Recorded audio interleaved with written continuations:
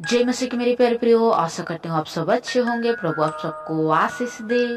मेरे प्रियो, आज हम देखेंगे अनंत काल की शांति, जो कि है यशायाह 2 अध्याय उसका 1 से 5। आमोस के पुत्र यशायाह का वचन जो उसने यहूदा और यरूशलेम के विषय दर्शन में पाया।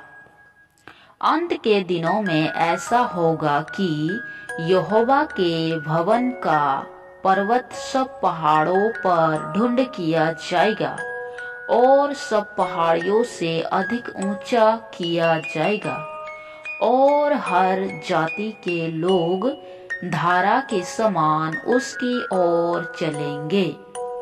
बहुत से देशों के लोग आएंगे और आपस में कहेंगे, आओ हम यहोवा के पर्वत पर चढ़कर याकूब के परमेश्वर के भवन में जाए।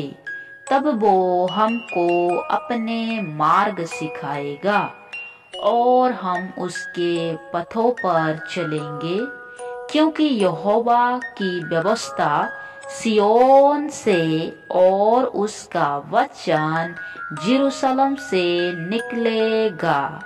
वो जाति जाति का न्याय करेगा और देश देश के लोगों के झगड़े को मिटाएगा, और वे अपनी तलवारें पीटकर हाल के फाल और अपने भालों को होशिया बनाएंगे। तब तक जाति दूसरी जाति के विरुद्ध फिर तलवार ना चलाएगी, ना लोग भविष्य में युद्ध की विद्या सिखाएंगे। है याकूब के घराने, आ हम यहोवा के प्रकाश में चले। आमीन।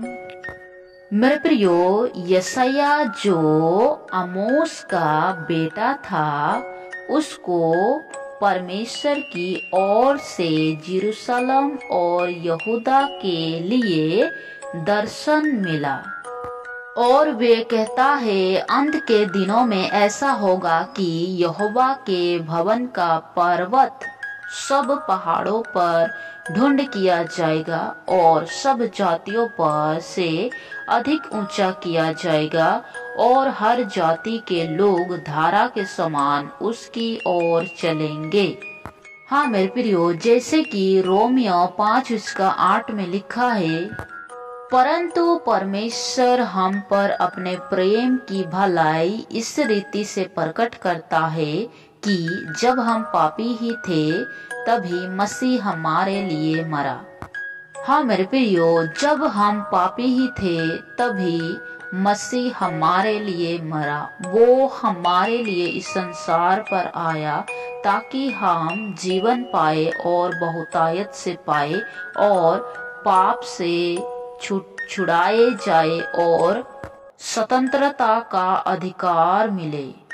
आज लोग परमेश्वर के पीछे इसीलिए चलते हैं यीशु मसीह की ओर कि उसने हमारे लिए अपने पापों को सह लिया। उसने हमारे लिए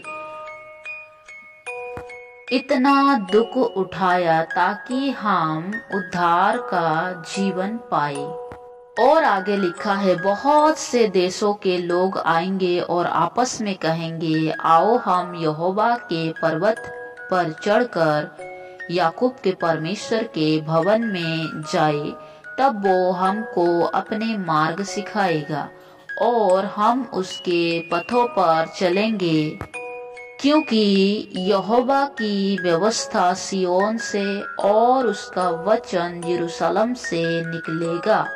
वो जाति जाति का न्याय करेगा और देश देश के लोगों के झगड़े को मिटाएगा। हाँ मेरे प्रियो, जैसे कि हम नए नियम में मत्ती रचित सुसमाचार उसका 21 उसका 9 से 11 को अगर हम पढ़ते हैं तो हम देखते हैं मेरे प्रियो, जो भीड़ आगे आगे जाती और पीछे पीछे चली आती थी, पुकार पुकार कर कहती थी, दाऊद के संतान को होसना, धन्य है वे जो प्रभु के नाम से आता है, आकाश में होसना। जब उसने यरूशलेम में प्रवेश किया तो सारे नगर में हलचल मच गई और लोग कहने लगे, यो कौन है? लोगों ने कहा, यो गलील के नासरत का भविष्यवक्ता यीशु है। हाँ मेरे प्रियो, जब यीशु मसीह गधे पर चढ़कर यरूशलेम में प्रवेश कर रहा था तो वे जाति जाति का न्याय करने के लिए आया, वह मनुष्य जाति का उद्धार करने के लिए आया। जैसे कि मत्ती 21 उसका 4 और 5 में लिखा है, यो इसीलिए हुआ कि जो वचन भविष्यवक्ता के द्वारा कहा गया था वह पूरा हो।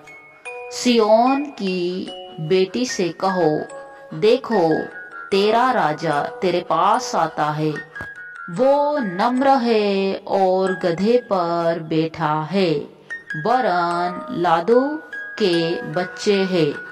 हाँ मेरे प्रियो, यो सब इसीलिए हुआ कि पुराने नियम में जैसे अभी हमने पढ़ा यशायाह की किताब में, वही भविष्यवाणी पूरा करने के लिए यीशु मसीह इस जगत में आया और वे गधे पर चढ़कर यरूशलेम में इसीलिए प्रवेश किया क्योंकि वो शांति का राजा है, वो शांति का राजकुमार है।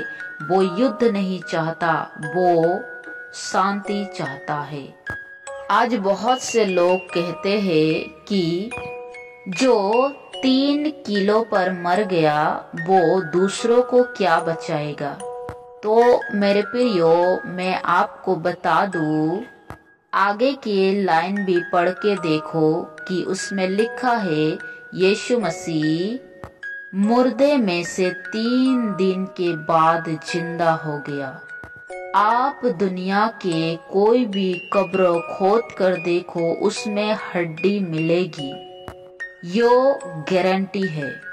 लेकिन आप अगर यीशु मसीह के कब्र में आज भी अगर आप जाकर देखोगे तो वहाँ यीशु मसीह का कोई हड्डी नहीं है, क्योंकि वह जिंदा है और मर के तीसरा दिन जी उठकर आज पिता के दाहिने हाथ बैठा है और आज भी वो हमारे लिए प्रार्थना करता है। वो इसीलिए आया कि मनुष्य जाति का उद्धार हो और वो जीवन पाए और बहुतायत के जीवन पाए। मेरे प्रियो, अगर आप दूसरों के आशीष का कारण बनना चाहते हैं तो इस वीडियो को ज्यादा से ज्यादा शेयर करें, लोगों तक पहुंचाएं ताकि वे भी प्रभु के वचन के द्वारा आशीष को पाए। आमीन। सबको जय मसीह की।